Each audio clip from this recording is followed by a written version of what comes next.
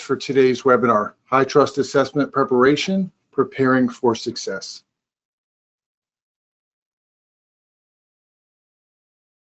I'm Dave Hammarberg, partner at McKonly Asbury, and joining me today is Director Josh Bantz. If you're not familiar with us, McKonly Asbury is an accounting and business advisory firm with offices in Camp Hill, Lancaster, Bloomsburg, and Philadelphia, Pennsylvania. We offer a wide range of services to organizations in various industries. For more information, please visit our website. If you've joined us on past webinars, welcome back. If you haven't, our monthly webinars feature various business topics to keep you updated on what's going on around us. Be sure to check out our website to catch past presentations as well as current information through our blog. Our Thought Leadership subscription, M&A Insights, has been revised to give our subscribers the opportunity to select which topics are most relevant to them. Subscribe today to stay informed.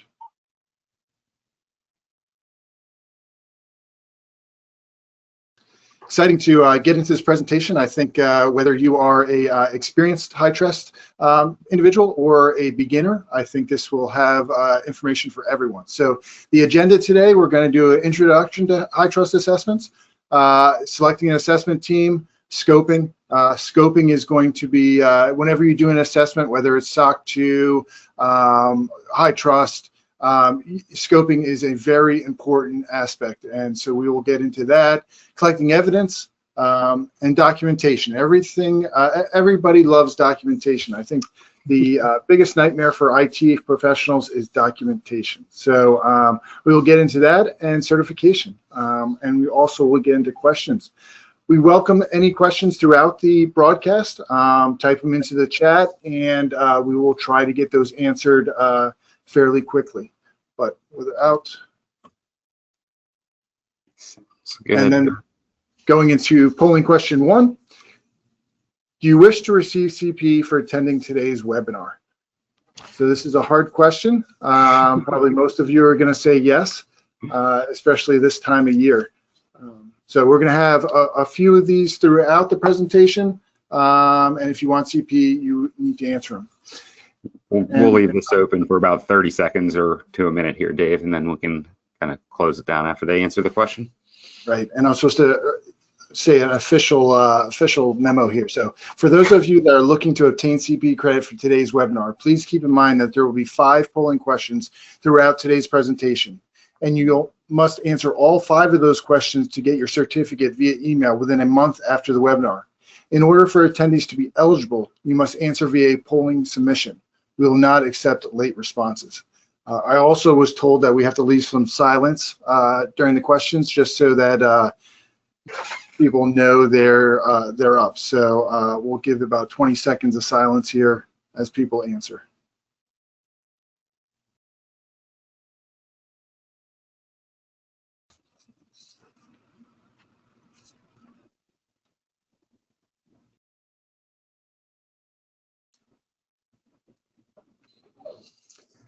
All right, well, we have majority needs CP. The other are here for the HITRUST knowledge. So welcome, everyone.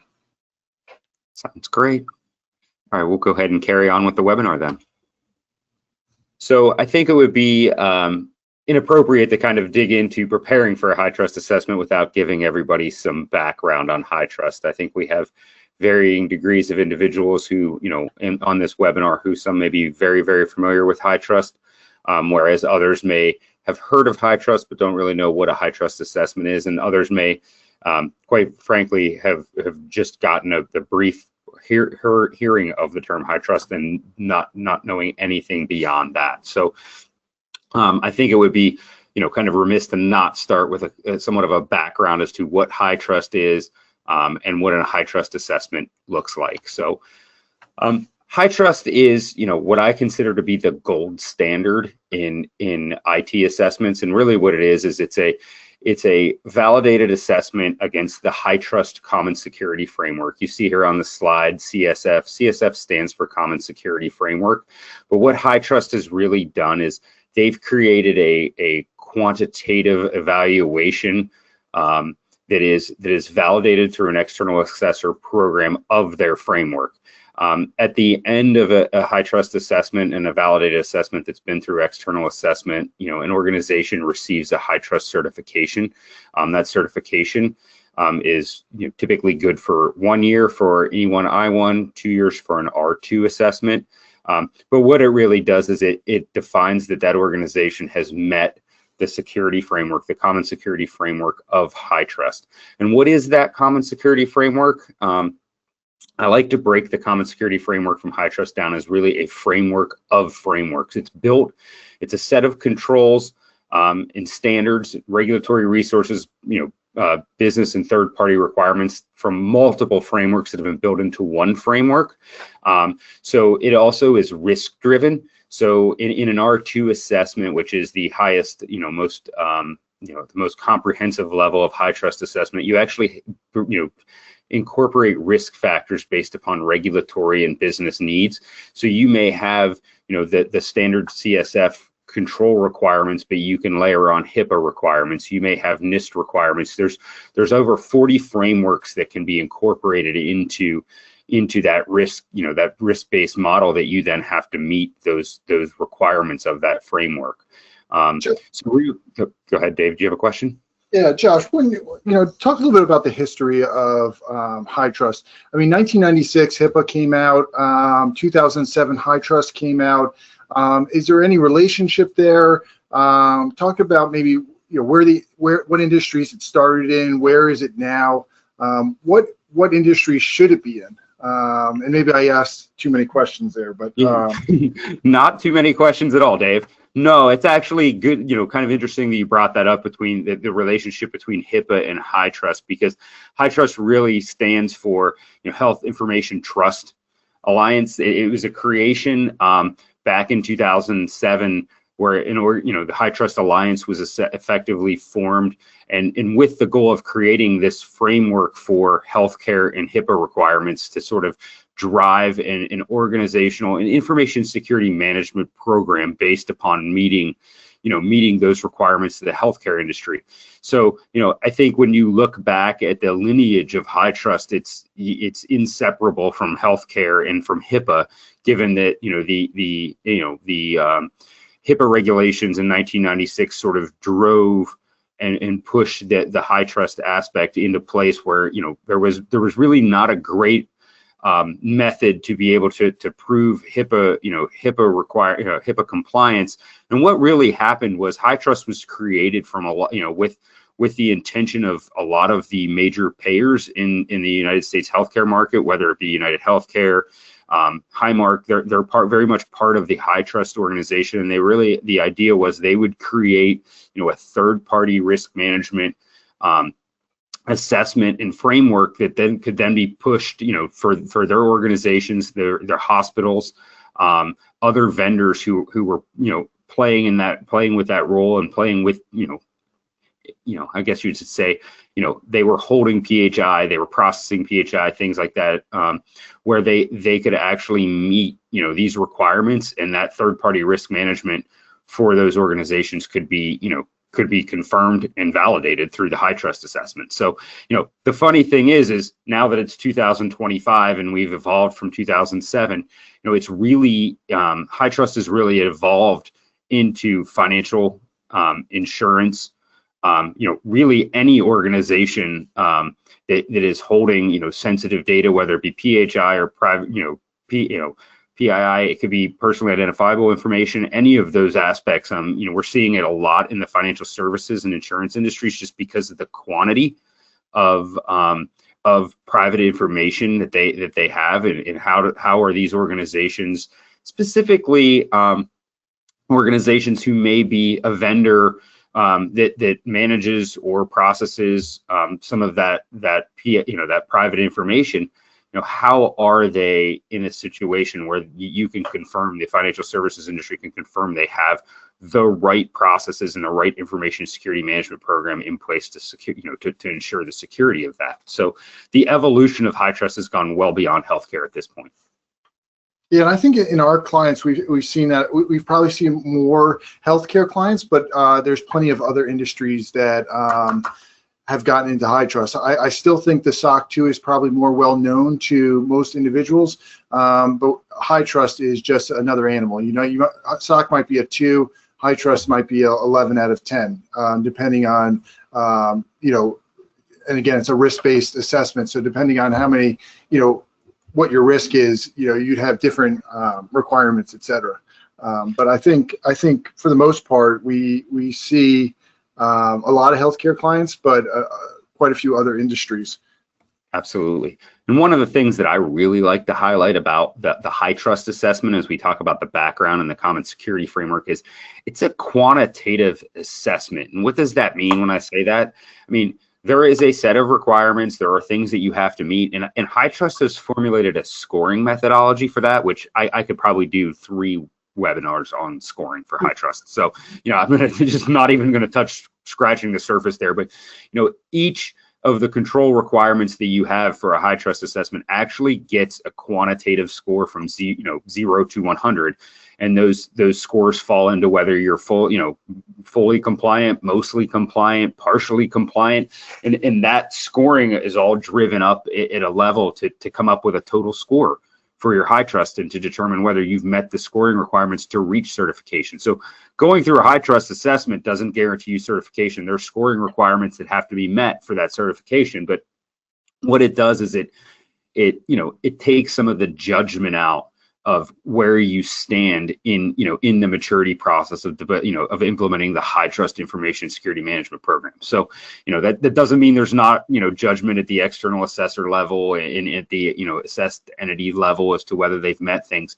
It's just stating that everything will receive a score, and that score really drives your maturity level in the HITRUST CSF. So.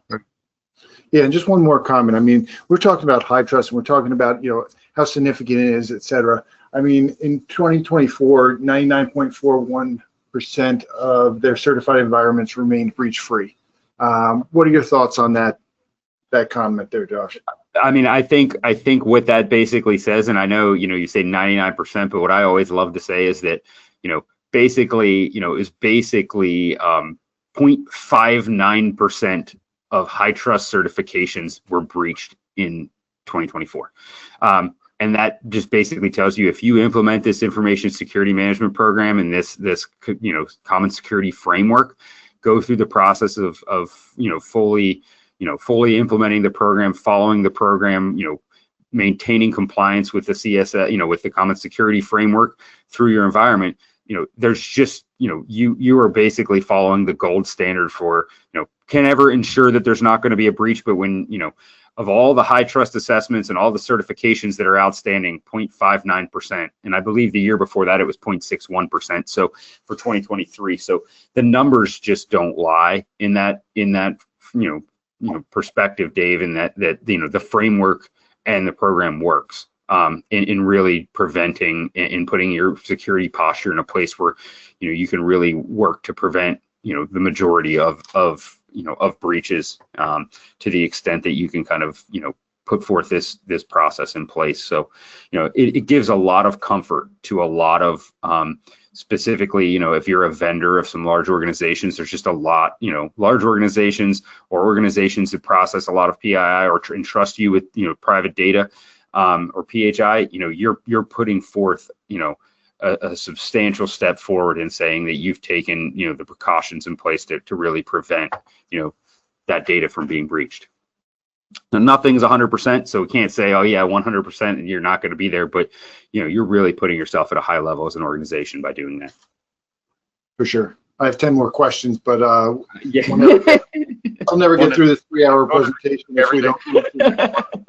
So what is the HITRUST common security framework? So I think I want to go through the design of the framework very briefly, because there's going to be things that we're going to talk about later in this presentation that, without giving you an understanding of what that means, it would be a little bit difficult to understand. But the framework is set up by control references, which are very broad statements of what the objective of the controls are. But really the meat and potatoes, so to speak, of the framework lies within the requirement statements. So requirement statements are activities, control activities that must be performed to meet the frame, as part of the common security framework. The information, there's 19 domains as part of the common security framework. One of the requirements, a requirement statement may very well be that the organization has an information security policy. That information security policy is communicated to all employees. It's updated at least annually, and it defines the individual roles and responsibilities for the policy. So you would have to assess your organization and determine if those things are in place. That is the requirement statement. So as part of meeting the common security framework, you would have to put that in place. I sit here and say that's the requirement statement. And then if you look at the slide, it says control references, requirement statements, and elements. That requirement statement that I just stated, has elements to it. What are those elements? That the information security policy is documented, the information security policy is communicated, the information security policy is updated annually, and the information security policy defines roles and responsibilities. So there's 4 elements there. So you have to, you get scored on whether, as I talked earlier about scoring in HITRUST, you're going to get scored on, do you have an information security policy? And then does it have those 4 elements? Are those 4 elements part of what's in there? And that's a very basic, requirement statement. But as you dive into, all the different domains, and you're talking about, mobile devices and data protection, network security, things like that, those requirement statements flow throughout where there's specific activities that must be done. And those requirement statements are the meat and elements of each requirement statement are the meat and potatoes of what you have to be able to meet. And that's what you're being assessed on. That is where you're saying, HITRUST has very prescriptive requirement statements. You have to be doing those things across the scope of your environment. Control references, it sometimes gets a little confusing, but I think one of the things in the second bullet point there is a control reference is a high-level statement, and oftentimes there's multiple requirement statements that flow to one control reference. So think of a control reference somewhat like a control objective for those who may be familiar with other internal controls frameworks. Those control objectives in a SOC 1 or the trust services criteria in a SOC 2 have often 5, 10, controls that are used to meet that objective. And that's kind of the way the control reference is here, where multiple requirement statements feed into that control reference. And those requirement statements are in the HITRUST CSF are built upon, upon those frameworks, the framework of frameworks. So, you layer in HIPAA, you layer in the HIPAA security rule. If you start layering in, NIST, NIST CSF into it, you're going to get additional requirement statements to meet those control references. So, that's sort of how we talk about it being a framework of frameworks, where you actually have a framework and an assessment that covers multiple frameworks as opposed to just one framework. I know we talk about this all the time, but in this ever evolving, IT security framework world, what is the right framework? I think that the challenge a lot of our clients have is this organization, this vendor wants this framework, this one wants that framework, and it just becomes like, well, you can't be trying to meet 9 different frameworks, and that's where HITRUST really comes in, and the CSF really comes in and allows you to sort of layer things on where you're building upon one another to be able to meet multiple frameworks through the use of one organization and one assessment. Josh, when you say meet multiple frameworks, I mean, you could have, let's just say SOC 2, because we're very familiar with SOC 2. Mm-hmm. Just because you meet the framework in the HITRUST, does that mean you have a SOC 2 audit? No, it does not actually, because the SOC 2 is issued by the AICPA. So what the HITRUST framework and the trust services criteria does is the HITRUST framework does absolutely map to the SOC 2 and to the trust services criteria. So those requirement statements can be used to build a SOC 2, but you still have to go through the SOC 2 audit. In that, there is planning, there is requirements on a SOC 2 that must be done because it's issued under the AICPA guidelines. So, but what HITRUST does a great job of is the HITRUST CSF allows you to very simply meet that HITRUST CSF and select and map to the trust services criteria for the AICPA, and then you can hand that evidence that you've created from HITRUST, as well as all of those requirement statements to your SOC auditors, and they can go through and do the same, use that same evidence to assess and issue a SOC 2. So oftentimes what we will see is a HITRUST assessment and a SOC 2 assessment based upon somewhat, basically that same evidence. There's obviously additional things that must be done for an attestation engagement that falls under the AICPA requirements for the SOC 2 planning, et cetera. But this gets you, very, very far ahead, and it allows you to kind of use one security framework, so you're not functioning in a SOC 2 world, so to speak, and then all of a sudden having to shift gears and meet a HITRUST world. You can leverage the HITRUST framework to meet that SOC 2. You still have to go through the SOC 2 process with your auditor, and as part of your HITRUST assessment, if you use an external assessor for HITRUST 2, I was also a CPA firm, they can do both. They're not going to be necessarily in one report because they're separate reports, so to speak, but your HITRUST assessment report, comes from HITRUST. Your SOC 2 report will come from the audit firm, but that same evidence can be leveraged. The same documentation and the same control requirement statements can be leveraged as well. Yeah, I think what it comes down to is user entities. You're doing this because of a user entity. You're doing a SOC 2 report or a SOC 2 audit or a HITRUST assessment because a user entity is requiring it. No one's doing it for their health, usually. We do have a couple clients like that, but for most point, you're driven into this by a user entity. And I think, if you're just purely healthcare, a lot of times HITRUST is good enough. If you're an industry that does healthcare and other things, a lot of times that's when you see HITRUST and SOC 2, just because user entities are familiar with one or the other. But on the healthcare side, a lot of people understand, hey, there's multiple frameworks in here, they've accounted for it. So we have clients that just do HITRUST, and we have clients that do multiple frameworks based on user entities. So it really comes down to what industry you are in and what your user entities are expecting. Absolutely. At the end of the day, because a lot of people will get into HITRUST and be like, do I still need a SOC 2? Maybe.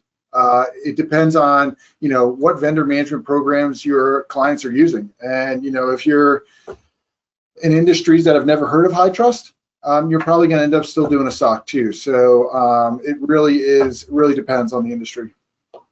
Absolutely, and I think those who have seen the questionnaires and gotten the requests from from their business partners and vendors, where oftentimes they'll ask for a SOC 2 or a HITRUST. Obviously, in those situations, it's fantastic. You can hand over your HITRUST, and in most cases, in almost all cases, they're going to accept HITRUST for sure. Even beyond the SOC 2, but sometimes you get into a vendor situation where they just ask for a SOC 2, and quite honestly, that's a great opportunity if you are HITRUST certified to really educate and provide them the HITRUST, the HITRUST certification, and work through that with them so they can understand what they're getting, that really they're getting a comprehensive, much more comprehensive assessment of the framework. Nothing against SOC 2 from any perspective, but the fact is you can layer in your, in an R2 assessment, organizations can layer in many more regulatory requirements in their requirement statements, so that that assessment is actually much more comprehensive than just the 33 criteria that are in the security requirement, security principle of the SOC 2. So yeah, I mean, you hit the nail on the head when you said education. You really need to educate the people requesting items from you.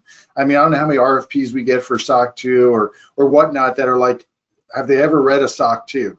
And then we have these vendor management programs that are asking for things that are just doesn't make sense.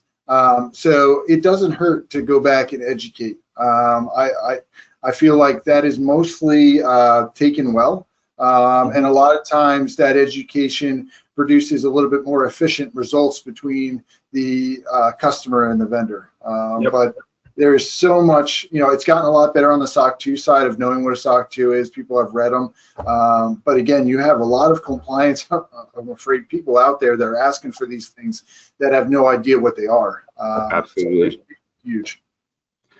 No, and as I said earlier, and as we step into this, we kind of say to people, here are the 19 HITRUST domains. I think I wanted to move on to not to this specifically, but to give you an idea. Now, what I will say is the numbering of this does not specifically align with the HITRUST CSF. just for the sake of numbering the 19 and calling them out. But you'll see in here, one is the information protection program. That's a lot of policy procedure driven aspects, but you do see things in there like education, training, and awareness, risk management, third party assurance and vendor management. So if you look at this does go in some aspects into some very technical components, where you need the IT security team, application, maybe application development, et cetera. But it also dives into some things that are education, training, and awareness that fall on, functions such as HR, as well as IT. So, it really is across the gamut of all the different aspects, that you're going to have requirement statements needed to, that you need to meet there. So, think of it this way: each of these domains can have anywhere from 7 to probably 50 requirement statements, depending on what you layer on as far as risks go, et cetera. So think about, these are the specific areas that you're going to be developing, have to develop your information security program to meet those requirement statements. As we dive in a little further into this, we have HITRUST assessments. And when I talk about an assessment, there's a couple of different options. There's a readiness assessment that HITRUST offers and a validated/certified. The validated assessment, it comes with the certification if you score above the scoring thresholds. But what that readiness assessment is that is a assessment of the client and HITRUST reviewing the documentation that they have for that that CSF and those requirement statements, and saying, yep, you have what you need, you're good to move forward and go through with a validated assessment. The validation piece of the assessment, what does that mean? The flow here is really that you assess, the organization seeking the assessment will go through and document how they've met all of the requirement statements, and then that's where an external assessor comes into play. McKonly Asbury is an external assessor, and we're part of the HITRUST assurance program. But what that really is we go through and validate, the assessment that the organization made. How do we do that validation? We observe that the controls are in place. We examine screenshots. We may do sampling, to ensure that specific requirement statement has been in place for for a year or for 90 days, which is the minimum. So that validation is where we come in and say, yes, we agree with the organization that they have met this requirement. And then our validation is then passed off to HITRUST. All the work that we do as the external assessor is then moved on to HITRUST as part of a quality assurance program, and they review a sample of that work and ensure that they agree with the scoring. And if the scoring meets the threshold, then the client becomes certified, with the HITRUST validated assessment. So, talking about readiness from a HITRUST standpoint, that readiness assessment is really where you hand off the documentation that you've collected to HITRUST, and they say, yep, you're good to go. You don't get certified because we're not verifying it over a period of time, but they're comfortable with that language, and you can get that readiness through them. Whereas the validated is the external assessor comes in and actually does testing on it to ensure that you've had it in place. So there's three types. Go ahead, Dave. You have a question? So really, a huge difference here between a lot of certification assessments is there's three pieces, right? We've got, the OSC, or the organization seeking assessment, and then or OSA. You got the assessor, and you got HITRUST. Correct. How does that play into quality? I know we talk on SOC 2, there's a lot of different quality pieces. There's some firms that do a wonderful job, and then there's firms out there that we consider a little less quality. But on the HITRUST side, how does that help? Oh, it's the thing that's incredible about it, and this is what I always say is I try to compare it to the external assessor is kind of an outsourced auditor, but the opinion, the actual certification in the report is generated by HITRUST. So they have final say as to whether they believe, the organization has met the scoring requirements on a requirement, for the requirement statements. So, there is a level of quality that is pushed out from the, HITRUST external assessor program and their assurance program that is very, very prescriptive in the test work that the external assessor must do, and in the evidence that must be provided, and to the depth of the evidence that is provided. So from a quality perspective, there's no question, as we do an external assessment and we may evaluate 220 requirement statements, as they get some, at the end of that assessment, before the issuance of the report, HITRUST's quality assurance team actually goes through and selects a sample, and they have to come to the same conclusion that we came to as the external assessor on the scoring. So, there's no cutting corners. There's no ability to say, oh, we don't need to test that requirement statement. Every requirement statement is tested. Every scope component is scored, and anything that would be a quality issue that would then be driven out of the quality assurance program.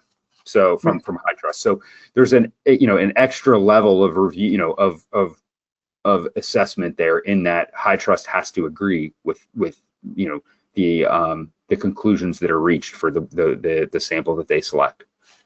Yeah, I mean, HITRUST is probably going to be one of the more expensive assessments that you ever do. But on the same note, the quality is probably one of the highest as well. So sort of you get what you pay for in this situation. Absolutely. So there's 3 types of HITRUST assessments, and they're all based upon different components of the common security framework of the CSF. There's the essentials, which is an E1, it's referred to as the E1. The implemented, which is referred to as the I1, and the risk-based, which is the R2, which is based upon risk, risk factors and different layering of frameworks. But the essentials is an E1. The E1, the 1 behind it stands for 1 year. Same with the I1, so that certification is good for 1 year. The R2 is for 2 years. That risk-based is 2 years. However, you do have to do an interim assessment at year, between year 1 and year 2, to ensure that you do have. You're continuing to follow the implemented program, and that interim assessment is basically, any of the requirement statements get there's a sample, one from each domain gets selected and kicked out, and then the external assessor has to evaluate that random sample that HITRUST creates from the MyCSF platform. So that risk-based approach and the implemented approach and the essentials approach is, they're different levels, and they do build upon one another. So if you've met the essentials 1 year, which is a really foundational level, and you want to move to implemented, there's additional requirement statements that are required for implemented, but the essentials requirement statements are part of the I1. And the same with the R2, you get the implemented, the 182, I believe, requirement statements in the implemented are all in the R2 as well, plus any other items based upon risk factors. Yeah, and I think people that have seen HITRUST for a long time are gonna, when you say HITRUST, they're gonna automatically think of the R2. The E1 and the I1 are fairly new. I mean, E1 came out in January 2023. The I1 2021, 22. Correct. It really depends again on the user and what they're seeking. The essentials, I would compare that more with a SOC 2 implemented, a little bit more robust. And then the risk-based, it's, I want to say NASA, but it could be a large undertaking. Correct. Yeah, and I think the best way to say it from a level, perspective is Essentials has 44 requirement statements. Implemented has 182 requirement statements.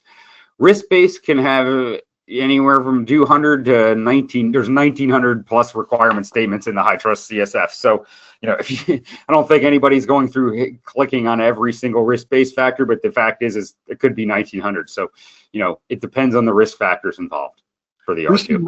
We see more interest in the I1 and the R2. The E1 sounds great, but we don't necessarily jump in there. Getting into the next polling question. If your organization was to pursue a HITRUST assessment, which assessment level would you pursue? And I guess this really depends on your user entity, but let's just play the game and answer which one you would think you would go with.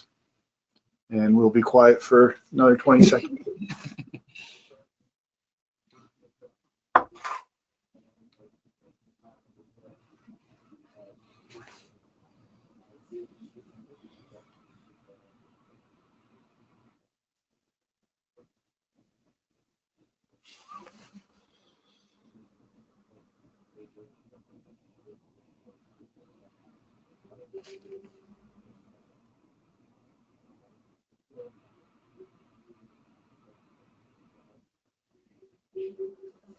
Felt like that was 3 minutes. It's difficult for Josh and I to be quiet that long. So again, the poll results, E1's 12%, I1 is 12%. So those are neck and neck. I mean, if you're just getting into HITRUST, that would be, could be a good place to start. And like Josh says, they build on each other. So it's not like you're wasting any time doing E1. And then the R2 is 6%. The R2, again, it's a lot of work. It's expensive. And the smaller the organization you are, it's more taxing on the fewer individuals you have. So, and unsure, a lot of people are unsure until they get that big contract or big customer that says, hey, say it's a Highmark or something, it comes in and says, hey, we need you to be HITRUST in order to continue. Then, all of a sudden your decision's made for you. So absolutely. All right. Nope, might have gone one too far. There we go. So HITRUST reporting, I think we've covered most of these aspects, but in the earlier slides, but HITRUST reporting, I always highlight this. The report is issued by HITRUST. The external assessor is part of that HITRUST, HITRUST, machine, so to speak, where, we are doing the validation, but ultimately our work gets rolled up to HITRUST. They assess whether they agree with us and whether they agree with the scoring that was put in place. The report that you get from HITRUST will include all the requirement statements, and then it also has, includes corrective action plans. So scoring is interesting in that if you score below a certain threshold for certain, for a requirement statement, that can generate a corrective action plan, which is part of the report. And the corrective action plan then has to be, continually remediated as part of future reports. So it really is a program. I mean, I sit and say this, but it's part of a, this isn't just a, hey, I'm HITRUST certified, we're done. You have to continue to follow those requirement statements, the intervals and things, and processes that have to be done as part of the requirement, as part of the requirement statements throughout the security framework must be followed. And as you go through your future reports, you have to show, one of the things we talked about was the R2 has an interim assessment between year 1 and year 2. And if you have corrective action plans, you have to be able to show that you've made progress on those corrective action plans. So, you don't just get to take a low score and let it continue to be low. So, the reports, the E1, I1, R2 are all validated, meaning they've been through external assessment and, HITRUST QA prior to issuance. And then the report can be certified. So if the scoring threshold is, met at the domain level, and any gaps in corrective action plans at the requirement statement and control reference level are met, if those assessments are met appropriately. So I think for an I1 and an E1, their domains cannot be below 83% as a whole, but any 75%, which is mostly compliant, that you get, on a specific requirement statement, would require a cap. So, there is a point where, 75% on a requirement statement equates to a cap. It can be a little different for R2 because of the multiple maturity levels, but same concept is there's thresholds that are clearly defined by HITRUST that you have to meet. And those thresholds are how you determine, how mature your organization is at implementing all of these requirement statements. Yeah, I think if we get into the reporting at all in this webinar, we're going to have people pass out. I mean, it's a correct complex issue. So, there's a lot to it. And, I talk about timelines, and, one of the things about HITRUST is, readiness assessment through HITRUST readiness assessment is 60 to 90 days. The pre-assessment phase, which is prior to even, assessing all of the requirements that you have, I mean, that can take 6 months to a year, sometimes longer. It just depends on the level of readiness of the organization. What I will say, and this is very important, is, all requirement statements and controls must be implemented for 90 days, prior to being able to be assessed. So we always kind of say there's a remediation period of 90 days. So as you're going through, as an organization evaluating HITRUST compliance, if you have a gap, you want to fix it. That fix has to be in place for 90 days before it can be part of the assessment. To be, you have to demonstrate to HITRUST that not only have you implemented it, but it's been implemented for a long enough period that it's actually working. So we talk about an assessment period here when you're going through the assessment, the assessment with the external assessor. The external assessor has to do all of their testing of the requirement statements within 90 days. And then the quality assurance, is a 30 days. I typically say it's going to be, there's a week of reservation with HITRUST for them to review, and you have 2 to 3 weeks of the external assessor like McKonly and Asbury, who's going to be doing their quality assurance review on that testing that is done. And then you'll get your HITRUST report after you've met the thresholds and all the quality assurance has been done. So it is important to remember that all controls must be tested within the 90-day window. So if you want your HITRUST report on December 30, if you don't want the report, but if you want to submit the report with a date of this 12/31, you have to start testing. You can start testing October 1, but quite honestly, you can't begin testing sooner than that, and all that test work has to be done prior to that submission on 12/31. So you have a tight window to get through the audit component of the assessment. Yeah, it keeps the client going, but could cause issues for sure, some of those dates. So you got to really keep those in mind. Absolutely. And it's confusing. Those dates can be very confusing. That's right. We get into selecting the right team, and really the question is, internally and externally, how do you know you have the right team? Externally from an assessor standpoint in particular, and then internally from the client's perspective and getting it done. As you're starting the HITRUST journey, and I will call it a journey because it takes time and effort, and it's not something that happens overnight, developing this team is really important from an internal and external perspective. This isn't something, as I went through the domains, that one individual can really handle. It's really about who needs to be part of that team. I can't emphasize that enough. And I say, the organization seeking assessment, the leadership needs to be involved. CTO, CIO, CEO, everybody needs to understand, that this is part of a strategic objective that they're moving towards, and they have to understand and sort of drive that success. I mean, it's not going to happen overnight, and it's not going to happen without strong leadership. Who else needs to be involved internally? I sit here and say this, but depending on the size of your IT team, I mean, it's very cross-functional. And I say that because, if you have an organization that has a fairly large IT team full of, information security, help desk, sometimes there's application development, et cetera.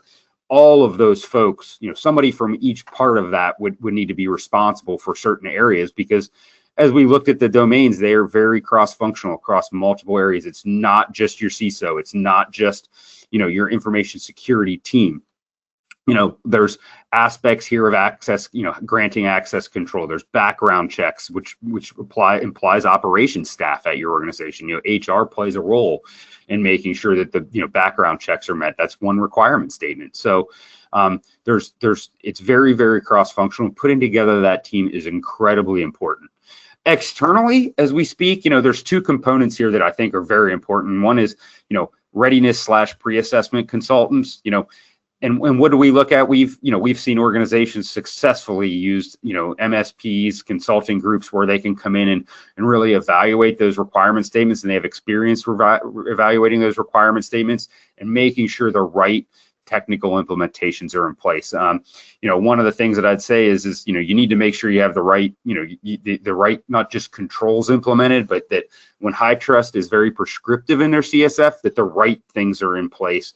And, those technical consultants can be very, very helpful if needed, in getting those things stood up for you, so that the program, the information security management program to meet the CSF, is stood up and in place. And then the other side is external assessor. You want to find an external assessor that works with the consultants and works with your internal team, as part of an overall team with the objective in place to get, to make the HITRUST assessment successful. The external assessor in some ways has to be, some independence level, because we're not, as an external assessor, we can't implement, the controls. We can't be part of the implementation of a technical component, et cetera. However, we work, side by side with the team, the consultants and the OSA team, to really help interpret that CSF and to help interpret those requirement statements, because we have the experience to do it. So you want to pick not only an experienced external assessor, but you want to pick an external assessor who kind of has that attitude of wanting to come alongside and help out, especially through that pre-assessment phase where you're trying to identify, what does this requirement statement mean and what can I give to you to prove that we're doing it. And then the other side of that is HITRUST staff. There's a quality assurance team that reviews, what you provide, and they may be involved as you have questions, but also, HITRUST assigns a customer success manager when you're going through this process. They're there to filter, answer questions, put you in touch with the right people. You have a technical question. Sometimes, I've been on many calls where they've pulled in the quality assurance staff. One of the quality assurance leads at HITRUST to go through that question to say, hey, is this going to be okay or not? So, you kind of really have to build this team around knowing that you have everybody, all the right parties in place, because it's such an undertaking to get through all of this that you really do need a cross-functional team that's made up of a lot of the organizational folks that are going to be playing a role in this. Any comments on that, Dave? Did I answer your question, hopefully? I think so. It really comes down to, you could have a fantastic external team, but if you don't have that internal team properly done, and that may be a compliance person, whatnot, you'll get it done, but you won't get it done timely in the time frame you're thinking of. So most people underestimate the time it takes to be ready for HITRUST. So keep that in mind when you're going through the process. I can't say that, I can't emphasize that anymore, what you just said. It's just, there's so many different components to this that typically it's not going to be one person doing all of those things. So understanding what those items are, and I don't want to say dividing and conquering, but it's that idea that you get the right people to do the parts that they're responsible for, so that they can get, have that information available. Because when you're trying to fulfill, 240 requirement statements, one person just isn't going to know all the intricate aspects of what the organization is doing at that level. So you have to pull in your subject matter experts from your organization that are responsible for those control areas. The last thing I will comment on this as I talk through this is, one item I have in there is project manager. Successful HITRUST assessments always have a strong project manager. That project manager may not even be somebody that's involved, substantially in implementing the common security framework requirements, but they're that person who kind of, organizes and pulls everybody together from all those cross-functional areas, including the external assessor, the external, consultants, and keeps everybody on track. And that is just so important to have somebody that, I hate to say kick butt, but somebody that's really out there pushing everybody and making sure timelines are met, because it starts to get, pretty fuzzy as you bring together a larger team of people to do these things. And what are the timelines? How are we keeping the project on, in line with when we want to meet the requirements to start the assessment, et cetera. So that is super important in this process. Just keep in mind, Josh, we're 2:47. We want to make sure we get to all of the polling questions. The next aspect that we kind of have here is you pull it together, the team is training. And I'll be very, kind of brief on this, but training is very important. As I talked about all the people, it's very important that we get through to all the different parties, because not everybody's going to be an expert in the HITRUST requirement statements or HITRUST assessments on your team, but training those individuals on what HITRUST is, understanding what the CSF requirements are, and understanding their requirements and how to score those requirements and what documentation they need. That is all very important. And that's really where, HITRUST has trainings available. In addition, as the external assessor, we do trainings for our HITRUST clients. We'll come in and do a scoring training, readiness consultants come in, we'll walk through timelines in the assessment process and give project timelines. It's really important to get everybody trained. Otherwise, HITRUST is just a kind of a word that is being used in a project, but they don't really understand the cog that they play, in that process. So it's very, very important to get training completed. Yeah, then it comes down to scoping, HITRUST assessment, and most frameworks, there's some frameworks that are enterprise wide, and there's some that are more, a smaller enclave or a smaller set. So Josh, get into a little bit of how you scope this and what that could look like. scoping is probably one of the most important parts. And, I have some questions here. Do your clients rely on a system or platform? Do your clients, or customers process, store, or transmit information on that platform? Is the system critical to your organization? Understanding what you're doing for your customers and where that data, kind of following that confidential or private or PHI data is critical to the scoping, because one of the things I will tell everybody is the requirements are robust, and they can be complicated and difficult to meet at times. And what you want to do is narrow that scope as much as possible. HITRUST notes enterprise. You can scope by enterprise. It can be a whole section of your organization. It may be just a specific system or platform. It can be in an enclave. It may be a shared IT services platform. As an organization that does shared IT services, your shared IT services team, component may be HITRUST certified, but you really want to focus it, especially initially, into the narrowest scope possible. And what does scoping look like? For HITRUST, you have to evaluate each requirement statement based upon the primary scope components. So every requirement statement has to be assessed and scored based upon primary scope components. What are your primary scope components? Those are in-scope applications, which you'll define as part of your scope. In-scope facilities, which will be defined as part of the scope.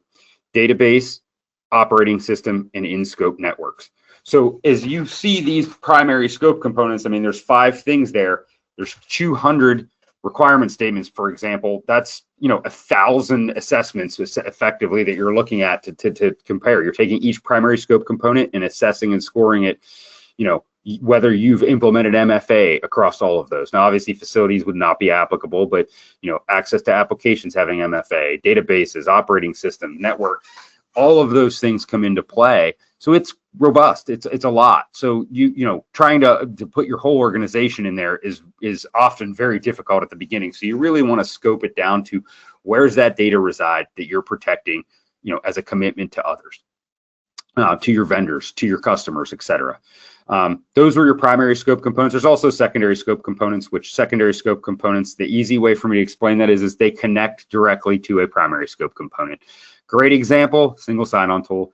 Use a single sign-on for access and signing on to applications, databases, operating system, network. Like that single sign-on tool is now a secondary scope component because it's directly connected to those primary scope components. We will test that secondary scope component to avoid having to test, all 4 other areas. But scoping is so important. And one of the notes I put down here is HITRUST only certifies implemented systems and platforms, not entire organizations or systems in development. So you really have to define that system, and that system needs to be in place, not in development. It needs to be, operating for at least 90 days prior to you going through certification. Polling question 3. Number 3, does your organization currently request HITRUST or SOC 2 as part of its third-party risk management program? So your vendor management program, what do you guys require? And we'll give you a little bit of silence here to make your selection. I should add here that every organization should have a vendor management program and require some kind of security assessment from their other organization. It could be simple as an Excel spreadsheet, or it could be more mature like HITRUST or SOC 2. So here are the poll results. Yes, 34, which is fantastic. We're hoping the do not know is another 34, so we'll say 68 there. And no, 25, and sometimes 6. So we could probably work on those numbers a little bit more. Yep. All right, moving on, we will move into documenting evidence and gaps. So one of the things that we kind of documenting HITRUST compliance.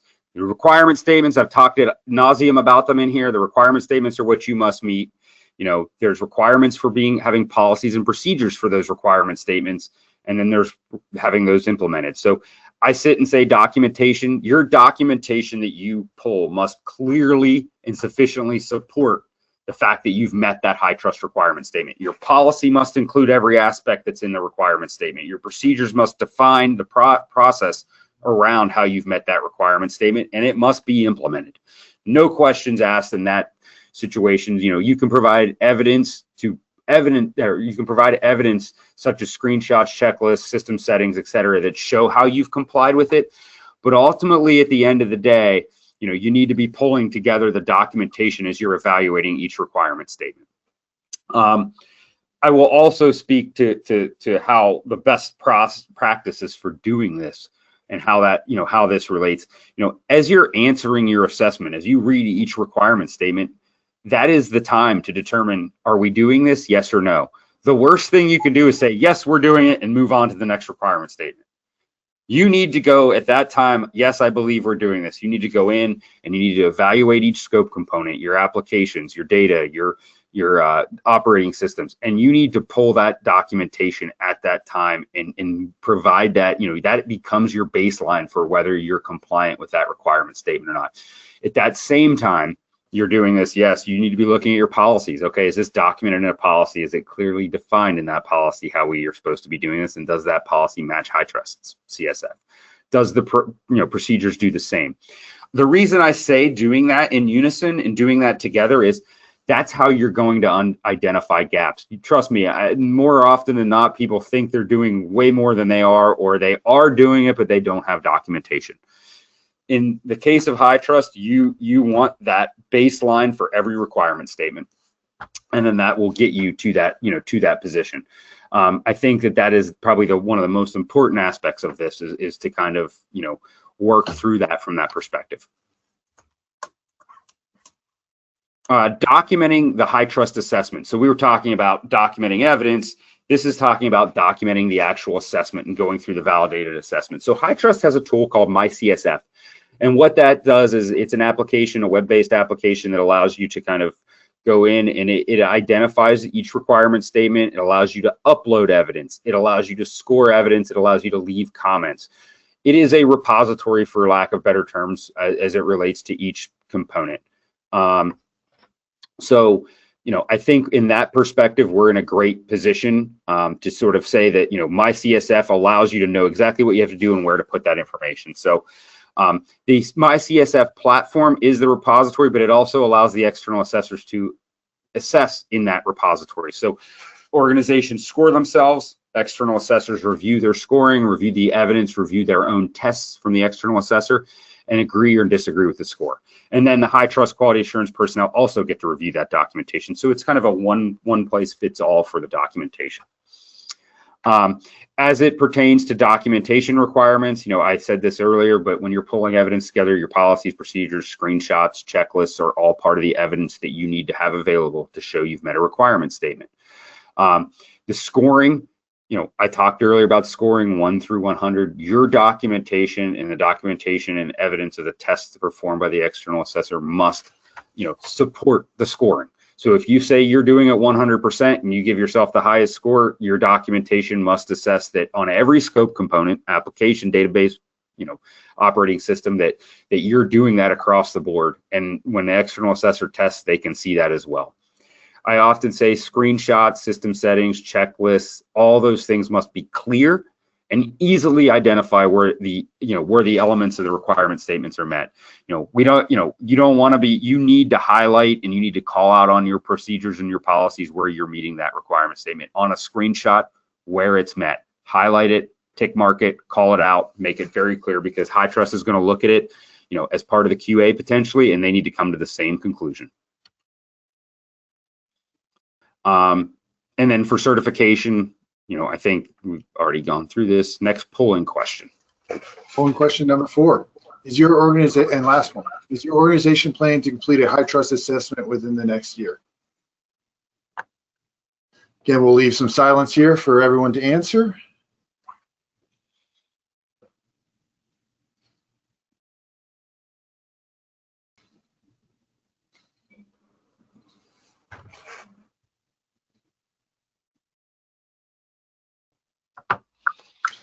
And we have 6% yes, 25% no, maybe 22, and 47 unsure. So good results there. And I believe that is our last slide. I believe so too. Questions. So we made it.